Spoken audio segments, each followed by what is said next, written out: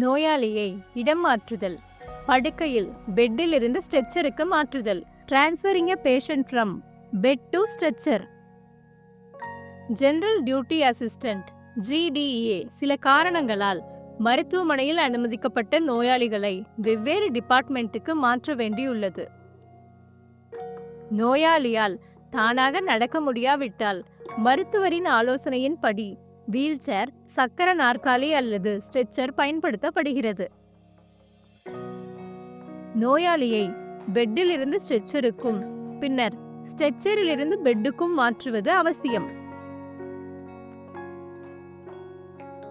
குறிப்பிட்ட பயன்பாடுகளுக்காக ஸ்ட்ரெச்சர்கள் வெவ்வேறு வகைகளில் வடிவமைக்கப்பட்டு வருகின்றன. Foldable stretcher, flexible stretcher, stair chair, basket ஸ்ட்ரெச்சர்கள், ஸ்பைன் போர்டு மற்றும் பெடி போர்டு போன்றவை. மேலும் மருத்துவமனை ஸ்ட்ரெச்சர்களில் வீல்கள் பொருத்தப்பட்டிருக்கும்.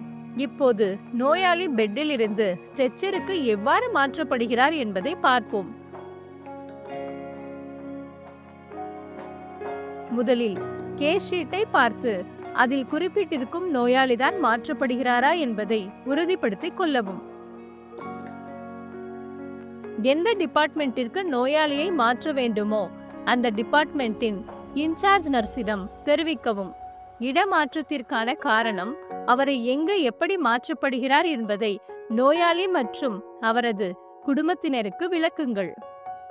கைகளை கழுவிய பின்னரே அனைத்து நடைமுறைகளையும் செய்யுங்கள். தேவைப்பட்டால் கிளவுஸ்களை அணிவியுங்கள். செயல்முறை: ஸ்ட்ரெச்சரை உள்ளே அனுமதிக்கத்தக்க வகையில் கதவை சரியாக திறந்து வைக்கவும். ஸ்ட்ரெச்சரை நோயாளியின் பெட்டுக்கு அருகில் வைக்கவும். நோயாளியை பெட்டில் இருந்து ஸ்ட்ரெச்சருக்கு மாற்ற 3 முதல் 4 ஊழியர்கள் தேவைப்படலாம். மாற்ற தொடங்குவதற்கு முன் ஸ்ட்ரெச்சர் வீல்கள் பூட்டிய நிலையில் இருப்பதை உறுதி செய்து கொள்ளுங்கள். நோயாளியின் பிளாங்கெட்டை அகற்றவும். பெட்ஷீட்டை அகற்றி பெட்டில் இருந்து தூரத்தில் வைக்கவும். பெட்ஷீட்டில் ஒரு தலையணை இருந்தால் அதை ஒதுக்கி வைக்கவும்.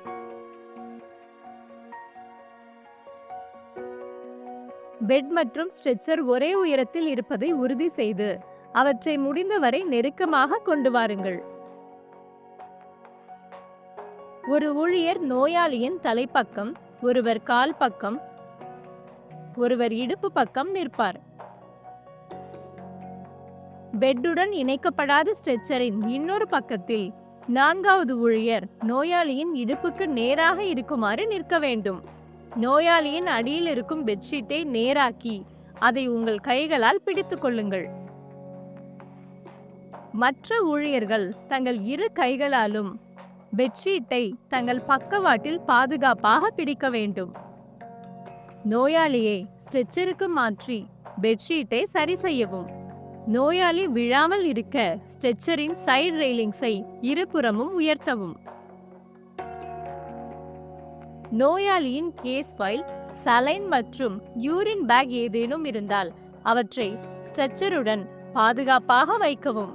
நோயாளியை சொல்லப்பட்ட இடத்திற்கு மாற்றவும். ஒரு இடமாற்று குறிப்பை எழுதுங்கள். செயல்முறையை முடித்த பிறகு உங்கள் கைகளை நன்கு கழுவ மறக்காதீர்கள். நினைவில் கொள்ள வேண்டிய முக்கிய குறிப்புகள்: நோயாளியை எந்த டிபார்ட்மெண்ட்டுக்கு மாற்ற வேண்டுமோ அது குறித்து அந்த டிபார்ட்மெண்ட்டுக்கு முன்கூட்டியே தெரிவிக்க வேண்டும். நோயாளியை இடமாற்றம் செய்யும் போது அனைத்து பாதுகாப்பு நடவடிக்கைகளையும் பின்பற்றவும். அறையின் நிலையை முன்கூட்டியே சரிபார்க்கவும். தரை ட்ரையாக இருப்பதையும் ஊழியர்கள் யாரும் நடமாடவில்லை என்பதையும் உறுதிப்படுத்திக் கொள்ளுங்கள்.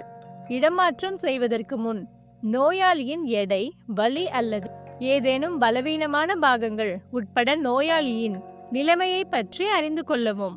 ஸ்ட்ரெச்சரை சீராக நகர்த்தவும். திடீர் ஜக்ஸ் அல்லது மிக வேகமாக தள்ளுவதை தவிர்க்கவும். அனைத்து மருத்துவ உபகரணங்களையும் சலைன், யூரின் பேக் அல்லது பிற சாதனங்கள் ஸ்ட்ரெச்சருடன் வைத்து சரியாக பாதுகாக்கவும். நோயாளிக்கு காயம் ஏற்படாமல் பார்த்து கொள்ளுங்கள். ஸ்ட்ரெச்சரின் சைடு ரெயிலிங்ஸை எப்போதும் உயர்த்தியே வைக்கவும். இடமாற்ற நடைமுறையின் போது பாடி மெக்கானிக்ஸ், உடல் இயக்கவியல் விதிகளை பின்பற்றுங்கள். மேலும் உங்கள் மீது தேவையற்ற காயம் அல்லது அழுத்தம் ஏற்படாமல் பார்த்து கொள்ளுங்கள்.